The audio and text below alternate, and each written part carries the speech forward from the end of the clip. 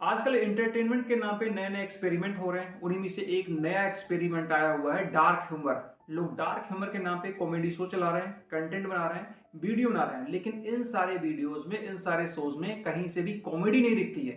सिर्फ उसमें दिखता है अब्यूजिव कंटेंट, सेक्सुअल कंटेंट, गाली गलौज जैसा कंटेंट। और ये चीजें हमारे समाज में कहीं न कहीं एक टॉक्सिक कल्चर को जन्म दे रही हैं। एक शो है इंडिया गॉट टैलेंट, जिसका एक एपिसोड रिलीज होता है, जिसमें जज होते हैं समय रैना, आशीष चिंचलानी, रणवीर इलाहाबादिया, अपूर्वा तनेजा। जैसे ही ये शो रिलीज होके ऑनलाइन प्लेटफॉर्म पे आता है, इस शो का बहुत ज्यादा विरोध होने लगता है और सबसे ज्यादा विरोध होता है रणवीर इलाहाबादिया का। सबसे पहले आप रणवीर इलाहाबादिया की इस क्लिप को सुनिए कि वो क्या बोल रहे हैं। 2 crore in cash, you'd suck my dick. Let's go भाई, आप लग रहा है स्क्रिप्ट में रणवीर इलाहाबादिया कह रहे हैं कि अगर मैं आपको 2 करोड़ रुपए का ऑफर करूं तो क्या आप मेरे डिक को शक करेंगे? आप बताइए, ये लाइन जो बोली गई है, जो ये सेंटेंस बोला गया, कहीं से ये कॉमेडी लगता है? अगर आप इसको शुद्ध रूप से हिंदी में ट्रांसलेट कर देंगे तो ये गाली के अलावा और कुछ नहीं रहेगा। इसके बाद देखिए रणवीर इलाहाबादिया की दूसरी क्लिप में ये क्या बोलते हैं। Would you rather watch your parents have sex every day for the rest of your life? क्या हो गया रणवीर भाई को? और अपने पकड़ लीजिए तुरंत। or would you join in once and stop it forever? इस बंदे ने माता पिता को लेके, पेरेंट्स को लेके जिस तरह की गिरी हुई सोच को प्रेजेंट किया है, मुझे लगता है दुनिया का कोई भी कल्चर हो, कोई भी देश हो, कितना भी ओपन संस्कृति क्यों ना हो वहां की, लेकिन वो भी वहां पे इस तरीके से अपने पेरेंट्स के लिए, अपने माता पिता के लिए सोच नहीं रखते होंगे। रणवीर इलाहाबादिया का एक पॉडकास्ट इनकी माँ के साथ है। सबसे पहले उस पॉडकास्ट का कुछ हिस्सा आप सुन लीजिए, इनकी माँ क्या कहती हैं। What's the best thing you did for me as a parent, according to you? I disciplined you. Like what? I made sure you studied.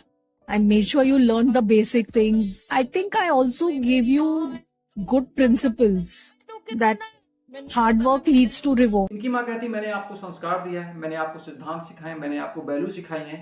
लेकिन रणवीर इलाहाबादिया का ये वीडियो क्लिप आने के बाद तो ऐसा नहीं लगता इस आदमी के अंदर संस्कार नाम की कोई चीज भी है। रणवीर इलाहाबादिया एक बड़े यूट्यूबर हैं, ये पॉडकास्ट करते हैं। इनके पॉडकास्ट में बहुत ही बड़े बड़े लोग, प्रसिद्ध लोग आते हैं। इसके साथ साथ धार्मिक लोग भी आते हैं और आध्यात्मिक लोग भी आते हैं। और ये बंदा जब पॉडकास्ट ले रहा होता है तो ऐसे लगता है उनके साथ बिल्कुल जुड़ा हुआ है। ऐसे लगता है इसके दिमाग पे बहुत ज्यादा प्रभाव धार्मिक चीजों का है, आध्यात्मिक चीजों का है। लेकिन वो कहते हैं ना कि हाथी के दांत दिखाने के कुछ और होते हैं, खाने के कुछ और होते हैं। ये अपने पॉडकास्ट को चलाने के लिए, फेमस होने के लिए उनके साथ जुड़ता तो है, लेकिन इसके अंदर कहीं से भी संस्कार नाम की कोई चीज नहीं दिखती है। रणवीर इलाहाबादिया के साथ एक लेडी जज रहती है जिसका नाम है अपूर्वा तनेजा। सबसे पहले इस क्लिप को सुनिए कि अपूर्वा तनेजा क्या बोल रही है। वजाइना देखी है मां से निकलने के बाद लवड़े।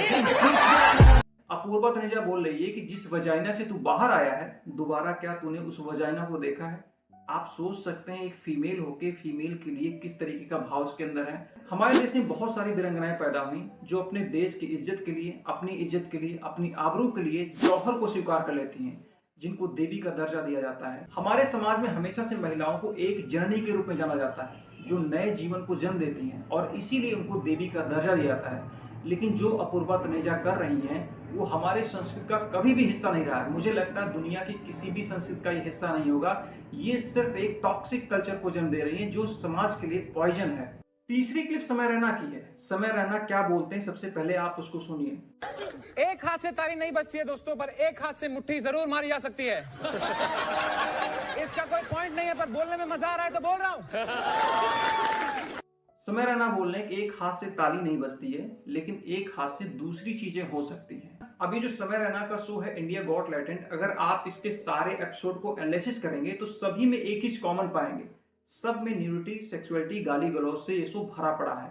अब सबसे बड़ी दिक्कत होती है जब ऐसे लोगों को लाइमलाइट मिलता है, ऐसे लोगों को बड़ा मंच मिलता है, लोग केबीसी में जाते हैं, इन लोगों को अवार्ड मिलता है। इससे सबसे ज्यादा प्रभावित होता है हमारा यूथ। रीजन क्या है? उसको लगता है कि ये काम बहुत ईजी है।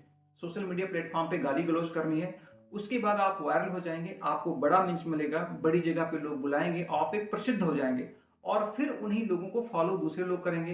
तो समाज में एक तरह की गंदगी फैलाने की चेन बन जाएगी। इसलिए ऐसे शोज का बंद होना बहुत आवश्यक है, ऐसे लोगों को बाइकआउट करना आवश्यक है, क्योंकि ये समाज के लिए एक जहर है। ये समाज में सिर्फ पॉइजन फैला रहे हैं और कुछ नहीं फैला रहे हैं। देखिए, हमारे समाज का कहीं से भी न्यूडिटी सेक्सुअलिटी जैसा कल्चर नहीं रहा है। जानबूझ के इस तरीके के कल्चर को फैलाया जा रहा है और ये सिर्फ एक पॉइजन का काम कर रहा है। इसलिए गवर्नमेंट को चाहिए कि जो लोग इस तरह के कंटेंट क्रिएट कर रहे हैं उनके ऊपर कार्रवाई